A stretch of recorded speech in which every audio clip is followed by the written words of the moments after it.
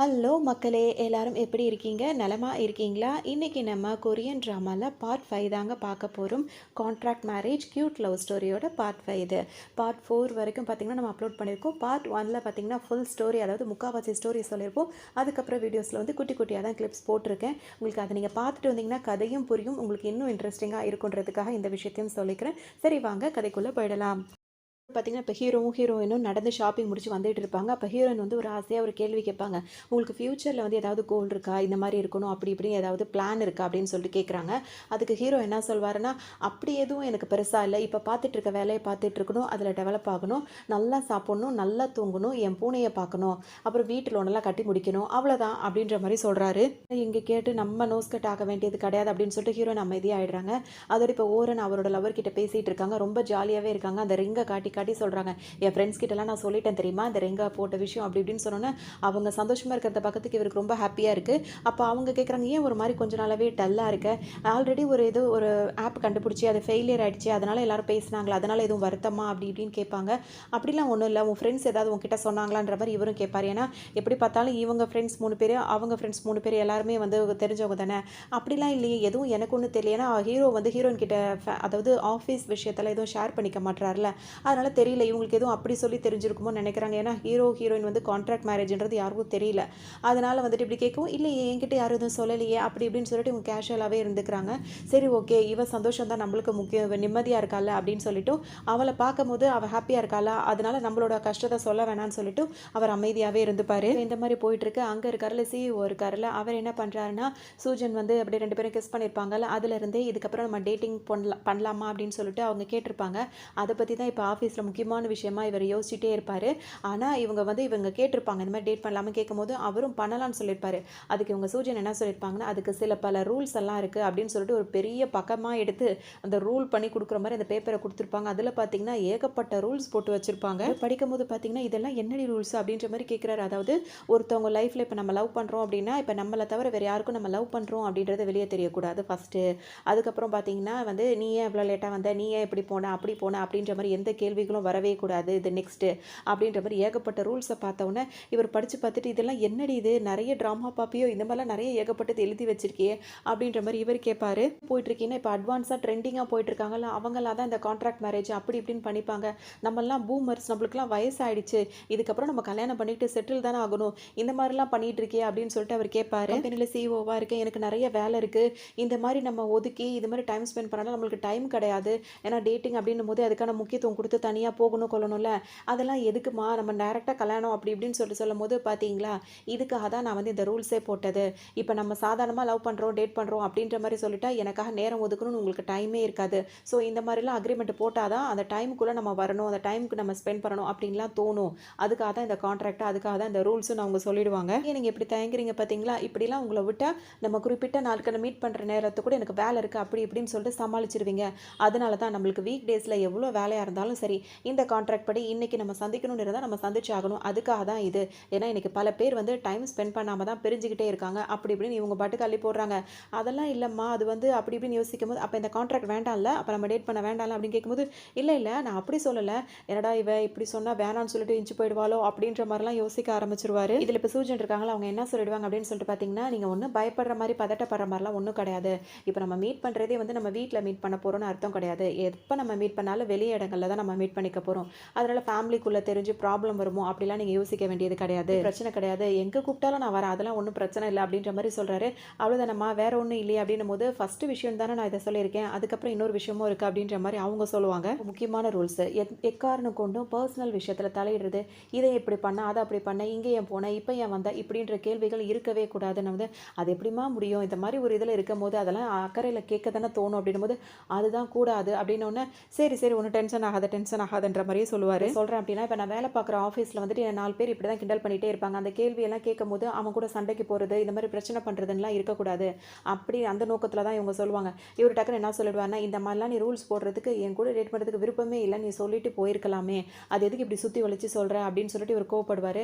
உடனே நான் அப்படி தான் சொல்கிறேன்னா செல்லக்குட்டி அப்படி இப்படின்ற மாதிரிலாம் அவர் பேசவும், உடனே இவருக்கு சும்மா பேசினாலே இவர் ஒரு மாதிரி இதாகிடுவார். இவங்க இப்படிலாம் பேசவும் அவருக்கு ரொம்ப ஒரு மாதிரி ஆகிடும், இதாகிடுறாரு. அதுக்கப்புறம் அவர் என்ன சொல்கிறார், எனக்கு கொஞ்சமாக டைம் கொடுமா, முடியுமா? ஏன் அப்படின்னா நான் உன்னை ரொம்ப லவ் பண்ணுறேன், கல்யாணம் பண்ணி அப்படி இப்படி இருக்கணும்னு நினச்சேன், நீ இந்த மாதிரி வந்து டேட் பண்ணலாம், அதுவும் கான்ட்ராக்ட் போட்டு டேட் பண்ணலாம் அப்படிலாம் சொல்கிறியா, அதெல்லாம் நான் யோசிக்கணும், கொஞ்சம் மட்டும் எனக்கு டைம் கொடுக்குறியா, நான் உடனே வந்து ஆன்சர் சொல்லிடுறேன் அப்படின்னு அப்போ தானே சைன் பண்ண முடியும் அந்த கான்ட்ராக்டில் அப்படின்லாம் வேற கேட்பாரு. இப்போ இதை தான் இவர் யோசிச்சுட்டே இருப்பார்.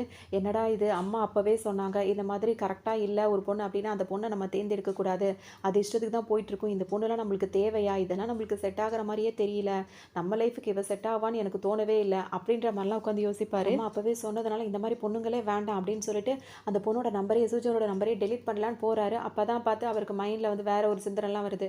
இவங்க 2 பேருக்குள்ள ஓடின அந்த ரொமான்ஸ் நதி இருக்குல்ல, அந்த நதி குறுக்கால ஓடின உடனே பார்த்தீங்கன்னா இவருக்கு அந்த சிந்தனை போகிறோன்னா, ஐயோ அதை பற்றி ஏன்டா யோசிக்கிறேன், அதை பற்றி யோசித்தோம் அப்படின்னா வந்துட்டு திரும்ப நம்ம அவ்வளோதானே இது பண்ணுவோம், அதனால் வேணாம் வேணாம் யோசிக்காத தன்னைத்தானே மண்டையில் 4 தட்டு தட்டிக்கிறாரு.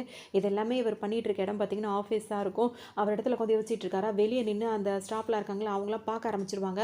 பார்த்தோன்னே இவருக்கே ஒரு மாதிரி இருக்கும். வெளியே நின்று பார்த்துட்டு இருக்காங்க. யாருன்னு பார்த்தீங்கன்னா மற்றவங்க கூட போயிடுறாங்க. அந்த ஹீரோவும் ஓரனோட ஃப்ரெண்டு இருக்காங்களா, அவங்க 2 பேர் தான் நின்றுட்டு இருக்காங்க. ஓரனோட ஃப்ரெண்டும் ஹீரோயினோட அதாவது ஹஸ்பண்ட் இருக்காங்களா, இவங்க 2 பேரும் என்னதான் வெளியே நார்மலாக பேசிக்கிட்டாலும் இவங்க 2 பேருமே ஒரு போட்டியான ஒரு ஜாப் தான். அதாவது ஹீரோவும் ஒரு ஆப் கண்டுபிடிக்கிறவர் தான், இந்த ஓரனோட லவரும் ஒரு ஆப் கண்டுபிடிக்கிறவர் தான். இப்போ இவங்க கூப்பிட்டாங்கன்றதுக்காக தான் இந்த ஆஃபீஸ்க்கு அவர் வந்திருக்காரு, அதாவது இவங்க டிபார்ட்மெண்ட்குள்ளே. இப்போ அவர் என்ன சொல்கிறாருன்னா, ஓரனோட லவர் சொல்வார், இந்த மாதிரி ஒரு முட்டாளோட ஆஃபீஸ், அதாவது மேனேஜர் கீழே சிஇஓக்கில் நீ வேலை பார்க்கணுன்னு இருக்கா என்ன, உன்னோட டேலண்ட்டுக்கு நீ வேறு இடத்துக்கு போய் வேலை பார்க்கலாம் அப்படின்ற மாதிரி ஹீரோ கிட்ட அவர் சொல்வார். இது எதுக்கு அவர் சொல்கிறாருன்னா, இப்போ ஹீரோ தான் அவருக்கு காம்படிட்டிவாக இருக்காரு, ஹீரோ இங்கேருந்து கிளம்பிட்டாருன்னா அவர் ஆப்பு கண்டுபிடிச்சி அதை ஃபெயிலியர் ஆக்கிட்டு அவர் வேலையை அவர் பண்ணிகிட்டு இருக்கலாம்ல அப்படின்ற மாதிரி அவர் சொல்கிறாரு. ஹீரோ அப்படியே அவர் திருப்பி பார்த்து ஒரு முறைப்பார். இங்கே தான் என் வேலையை பார்ப்பேன், உன் வேலையை மட்டும் நீ பாரு, அது மட்டும் இல்லாமல் எங்கள் டிபார்ட்மெண்ட்டை வந்து சுற்றி பார்த்துக்கோ அப்படின்ற மாதிரி, இங்கே நான் இருப்பேன், இங்கே இதுன்ற மாதிரி அவர் சுற்றி காட்டிகிட்டு இருப்பார். அதோடு பார்த்தீங்கன்னா வந்துட்டு அண்ணன் அவர் வேறு கூப்பிட, அண்ணன்லாம் கூப்பிட வேண்டியதில்லை அப்படின்ற மாதிரி இவர் கடுப்படிச்சு விட்டுட்டு இவர் மிச்ச வேலையை வந்து அங்கே வேலை பார்க்குற இன்னொரு பொண்ணுக்கிட்ட கோர்த்து விட்டு போயிடுவார். அவர் என்ன செய்வாருன்னா, அந்த பொண்ணுக்கு இவரை பார்த்தாலே இந்த டிபார்ட்மெண்ட்டில் உங்களுக்கு ஒரு போட்டி இருக்கும்ல, அந்த மாதிரி அந்த பொண்ணுக்கும் இவரை பார்த்தா சுத்தமாக பிடிக்கல. எப்போவுமே எரிஞ்செரிஞ்சு உள்ள பொண்ணு பார்த்தீங்கன்னா இன்னைக்கு வந்து உங்களுக்கு கேர்ள் ஃப்ரெண்ட் இருக்கா அப்படின்ற மாதிரி கேட்கும். எனக்கு நீ வேலை சொல்லி கொடுக்கறதுக்காக தானே உன்னை சொல்லியிருக்காங்க, என்ன கேர்ள் ஃப்ரெண்ட் இருக்கான்லாம் கேட்குற அப்படின்ற மாதிரி அவர் கேட்பாரு. என்ன சொல்லணும்னா, இங்கே வேலை பார்க்குற எல்லாருமே சிங்கிளாக தான் இருப்போம், ஏன்னா நாங்கள் அந்த மாதிரி ஒரு ஆப்பை தானே கண்டுபிடிச்சிட்டு இருக்கோம், இன்கேஸ் உனக்கு லவ்வர் அந்த மாதிரி இருந்தால் செட் ஆகாது நம்ம பார்க்குற வேலைக்கும் அதுக்கும், அதனால தான் கேட்டேன் அப்படின்ற மாதிரி அந்த பொண்ணும் சமாளிச்சிரும். ஒரு கரில் அவருக்கு பார்த்தீங்கன்னா இந்த நம்பரை டெலீட் பண்ணுறதா வேண்டாமா அப்படின்ற மாதிரி 2 மனசாவே இருந்துகிட்டே இருக்கும். உடனே வந்துட்டு அவர் ஃப்ரெண்டை கூப்பிடுவார், அவர் வாண்டடாக அப்பாயிண்ட் பண்ணி வச்சிருக்காருல, அதாவது ஓரனோட லவர், அவரை கூப்பிட்டு இங்கே வாடா, அன்னைக்கு உன்னோட கேர்ள் ஃப்ரெண்டு கூட ஒரு பொண்ணு வந்துச்சு, அதாவது பேர் என்னமோ அப்படின்னு தெரியாத மாதிரி நடிப்பார்.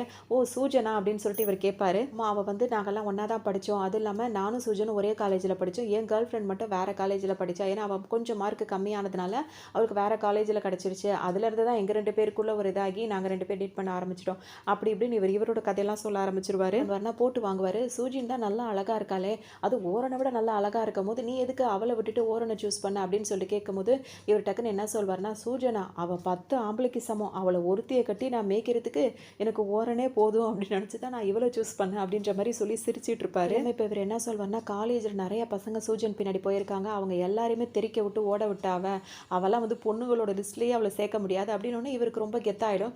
ஏன் இப்போ என்ன பாரு, என்ன மாதிரி ஒரு ஸ்ட்ராங்கான ஆள்லாம் அவளுக்கு செட் ஆக மாட்டானா அப்படி இப்படின்னு சொல்லிட்டு ரொம்ப அவர் இதாக கட்டிப்பார்.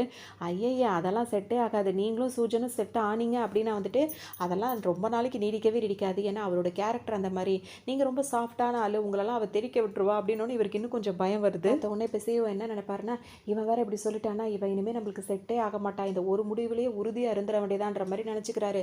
இங்கே வந்து பார்த்தீங்கன்னா அவங்க என்ன பண்ணுறாங்கன்னா, ஒரு ரெஸ்டாரண்ட்டில் வந்து சேல்ஸ்கெல்லாம் வேலை பார்த்துட்டு இருக்காங்க. சாப்பாடு வைக்கும் போது பார்த்தீங்கன்னா அவங்க என்ன சொல்கிறாங்கன்னா, என்ன இந்த சாப்பாடு நல்லாவே இல்லை, டேஸ்ட்டே இல்லை அப்படின்னு சொல்லும்போது பார்த்தீங்கன்னா அவங்க முன்னாடி அதை எடுத்து சாப்பிட்டு பார்த்துட்டு இது நல்லா தானே இருக்குது, ஒருவேளை நீங்கள் சாப்பாட்டில் அதிகமாக உப்பு போட்டு சாப்பிடுவீங்களோ அப்படின்ற மாதிரிலாம் கேட்டு விட்டுறா. இதை பார்த்தோன்னா கஸ்டமருக்கு ரொம்ப கோவம் வந்துடுது. இந்த மாதிரி ஏதாவது ஒரு அவங்க குறை சொன்னாங்கன்னா அதை வேறு மாற்றி கொடுக்கணும், இல்லை சாரி சொல்லணும், அப்படி தானே சொல்லணும். இவங்க பாட்டுக்கு அதை சாப்பிட்டு பார்த்துட்டு இந்த மாதிரி சொல்லவும் அங்கே மேனேஜருக்கு அவரை கூப்பிட்டு விசாரிப்பார். நீ எப்போவுமே நல்லா தானே நடந்துப்ப, இன்றைக்கி எதுக்காக நீ உங்ககிட்ட இவ்வளோ கோவப்படுற அப்படின்னு. அவங்க இது கோவமாக செய்யலை, அவங்க வந்துட்டு அந்த மோதிரத்தை பார்த்துட்டு அந்த சந்தோஷத்தில் அவங்க தலைக்கால் புரியாமல் ஆடிக்கிட்டு இந்த மாதிரிலாம் எக்ஸ்ட்ரா வேலை பார்த்துட்டு இருப்பாங்க. நீ வந்து ரொம்ப நல்லாவே நடந்துப்பி, இன்றைக்கி என்ன இப்படிலாம் நடந்துட்டு இருக்க, உனக்கு எதுவும் பீரியட்ஸா அப்படி இப்படின்ற மாதிரிலாம் அவர் கேட்குறாரு. உடனே உங்களுக்கு இன்னும் கொஞ்சம் கோவம் வருது. ஒரு பொண்ணு கோவப்பட்டாலே அவளுக்கு வந்து பீரியட்ஸா அப்படி இப்படின்னு சொல்லிட்டு உடனே யோசிக்கிறதா, நார்மலாகவே இருக்கிறது இல்லையா அப்படி இப்படின்ற இவங்ககிட்டையும் இப்போ மேனேஜரும் கூட பக்கமாக அவங்ககிட்டையும் இவங்க கோவப்பட்டுருவாங்க. இதில் கேட்ட அந்த மேனேஜர் ஒரு நிமிஷம் ஆடி போயிடுறாரு. இப்போ கூட வேலை பார்க்குற பொண்ணுங்கள்லாம் வந்துட்டு என்னப்பா இப்படி பேசுகிற, இந்த மாதிரிலாம் பேசுகிறோம் அப்படின்னா வேலையை விட்டு தூக்கி தொலைஞ்சிட போகிறாங்க, அப்புறம் நம்ம என்ன தான் பண்ணுறது, அதெல்லாம் யோசிச்சுக்கோங்க, கொஞ்சம் நம்ம பணிஞ்சு போகலாமே அப்படின்ற மாதிரி இவங்க கேட்பாங்க. அவனுங்க என்னைய வேலையை விட்டு தூக்குறது, நானே வேலையை விட்டு நிற்க தான் போகிறேன், எனக்கு சீக்கிரமே கல்யாணம் ஆக போகுது, அதுக்கப்புறம் நான் ஏன் வேலைக்கு போக போகிறேன் அப்படின்ற மாதிரிலாம் இவங்க சொல்லிட்டு இருப்பாங்க. பாய் ஃப்ரெண்டை பார்க்க வராங்க. பாய் ஃப்ரெண்ட் என்ன சொல்லுவாங்கன்னா, நம்ம இப்போவே மண்டபம்லாம் புக் பண்ணிடுவோமா, ஏன்னா அடுத்த வருஷம் எண்டில் தான் நம்ம கல்யாணம் பண்ணுறதா இருக்கும், ஏன்னா எல்லா மண்டபமுமே வந்து ரொம்ப பிஸியாக இருக்குது, இப்போ நம்ம புக் பண்ணிட்டோம்னா நம்மளுக்கு ஃப்ரீயாக கிடச்சிரும் அப்படின்னு சொல்கிறாங்க. உடனே அவர் என்ன சொல்வார்னா, என்ன பேசுகிற நீ, இன்னும் 2 வருஷத்துக்கு கல்யாணத்தை பற்றி என்னால் யோசிக்கவே முடியாது, ஒரு குண்டு தூக்கி போடுறாரு. மாறிடுது. அதோட இவங்க இப்போ என்ன சொல்லுவாங்கன்றதை இப்போ காட்ட மாட்டாங்க. அதோட சிஓ இருக்கார்ல, அவர் வந்துட்டு சூஜனை பார்க்க வருவார். வரும்போது பார்த்தீங்கன்னா முகம் ஒரு மாதிரியாகவே இருக்கும். என்னையா மூஞ்செல்லாம் வேற மாதிரி இருக்குது, வேணான்னு சொல்கிறதுக்கு தானே வந்தேன், அதான் பார்த்தாலே தெரியுதுன்ற மாதிரி அவங்க சொல்லுவாங்க. ஒரு வேண்டான்னு சொல்லிட்டு போவாருன்னு பார்த்தா என்ன சொல்வாருன்னா, ஒரு ஃபோன் எடுத்து கொடுப்பாரு. இது எதுக்குன்னு சொல்லி கேட்கும்போது, இது வந்து நான் உனக்கு கொடுக்குற ஃபோன், இது பர்சனல் ஃபோன், இந்த ஃபோனில் என்னோட நம்பர் மட்டும்தான் இருக்கணும், வேறு யார் நம்பரும் இருக்கக்கூடாது, அதாவது என்கிட்ட பேசுறதுக்கு மட்டும்தான் இருக்கணும் அப்படின்னு சொல்லுவார். என்கிட்ட தான் ஆல்ரெடி ஃபோன் இருக்கே, இது எதுக்கு அப்படின்னு சொல்லிட்டு அவங்க கேட்பாங்க. நான் அதான் சொல்லியாச்சுல, பர்சனல் வேறு மற்றது வேறுன்னு, இதான் நம்மளோட பர்சனல் இருக்கும் போது இதை நம்ம பர்சனலாக தான் வச்சுக்கணும், அதுக்காக தான் இந்த ஃபோனு. அது மட்டும் இல்லாமல் நீ 3 கண்டிஷன் போட்டா என்ன, 30 கண்டிஷன் போட்டாலும் எனக்கு பிரச்சனை இல்லை, எனக்கு நீ இல்லாமல் இருக்க முடியாது, எனக்கு நீ தான் வேணுன்ற மாதிரி அவர் சொல்லிடுறாரு. நீ இப்போ எடுத்துக்க போறியா இல்லையான்ற மாதிரி ரொம்ப டென்ஷன் ஆகிற மாதிரி அப்படியே ஆக்ட் பண்ணுறாரு. சரின்னு சொல்லிட்டு அவங்களும் வந்துட்டு அந்த ஃபோன் எடுத்துக்கிறாங்க. அப்போ இவங்களோட இந்த லைஃப் வந்து ஸ்டார்ட் ஆகுது அப்படின்ற மாதிரி இங்கே நினச்சிட்டு, அதுக்கப்புறம் இங்கே வந்து ஹீரோயின் வேலை பார்க்குற இடத்த காட்டுறாங்க. இப்போ ஹீரோயின் பார்த்தீங்கன்னா அவங்க ஹஸ்பண்ட் ஏதாவது கால் பண்ணியிருக்காங்கன்னு ஃபோன் அப்பப்போ ஃபோனோ மெசேஜ் ஏதோ வந்திருக்கான்னு செக் பண்ணிகிட்டே இருப்பாங்க. இதை பார்க்குற அந்த ப்ரௌன் முடி வந்துட்டு, இதுதான் அந்த ஒருதலை காதலில் உள்ள பிரச்சனையே, இதுதான் அவங்க வந்து ஃபோன் வந்திருக்கா மெசேஜ் வந்திருக்கான்னு தேடி தேடி பார்க்குறதும், அது இல்லைன்னு ஒன்றும் சோகமாக இருக்கிறதும், இதே ஒரு வேலையாக போச்சு அப்படின்ற மாதிரி சொல்லிட்டே இருப்பார். ஹீரோயின் வந்து திரும்பி பார்க்கும்போது, நீ உங்கள் ஹஸ்பண்டை பார்க்குற ஒரு கோணலும் வேற, அவர் உன்னை பார்க்குறதும் வேறையா இருக்குன்ற மாதிரி சொல்லிட்டு இருப்பாரு. அது எப்படி இருக்கும் அப்படின்னு சொல்லிட்டு ஹீரோயின் கேட்குறாங்க. உடனே அவர் என்ன சொல்வார்னா, நீ உன் புருஷனை பார்க்கும்போது நீ தான் என் உலகம், உன்னை தவிர எனக்கு வேறு எதுவுமே இல்லை அப்படின்ற கோணலில் மட்டும்தான் பார்ப்பேன், ஆனால் உன் புருஷன் உன்னை பார்க்கும்போது என் வாடகையை யார் கம்ப்ளீட் பண்ணுவா, எப்படி நான் வீட்டில் ஒன்று அடைப்பேன் அப்படின்ற மாதிரி தான் பார்ப்பாரு. பேசிகிட்டே இருக்கும்போது பார்த்தீங்கன்னா ஹீரோயினுக்கு வந்து கால் வருது. சரி வீட்டுக்காரர் தான் கால் பண்ணுறாருன்னு எடுத்து பார்த்தா அவங்க அம்மா கூப்பிட்டுருக்காங்க, அதாவது ஹீரோயினோட மாமியார் கூப்பிடுறாங்க காலில். என்னன்னு சொல்லிட்டு பார்த்தா வீட்டுக்கு கொஞ்சம் வாமா அப்படின்றாங்க. இவங்களும் டக்குன்னு ஏன்னா இப்போ இல்லாதவங்க திடீர்னு கூப்பிட்டவுடனே சரி ஃபஸ்ட் டைம் வேறு கூப்பிடுறாங்களே கல்யாணத்துக்கு அப்புறம் வேகமாக கிளம்பி வராங்க. வரும்போது பார்த்தீங்கன்னா ரொம்ப இழுச்சு அவங்க மாமியார் பேசுகிறாங்க. இவங்களுக்கே ஒன்றுமே புரியல, என்னடா இது அப்படின்ற மாதிரி கொஞ்சம் யோசிக்க தான் செய்வாங்க. அதையும் அவங்களே ஓப்பனாகவும் சொல்லிடுவாங்க, இப்போ கல்யாணம் இதான் ஃபஸ்ட் டைம் நீ வீட்டுக்கு வர, இப்போ தான் வீட்டில் ஒரு சடங்குன்னு நடக்குது, நீ இல்லாமல் அது இருந்தால் நல்லா இருக்குமா, அதனால தான் உன்னை கூப்பிட்டா வாமா அப்படின்ற மாதிரி கூப்பிட்டுப்பாங்க. இங்கே பார்த்தீங்கன்னா டேபிள் நிறையிற அளவுக்கு நிறைய பொருளை வாங்கி வச்சுருப்பாங்க.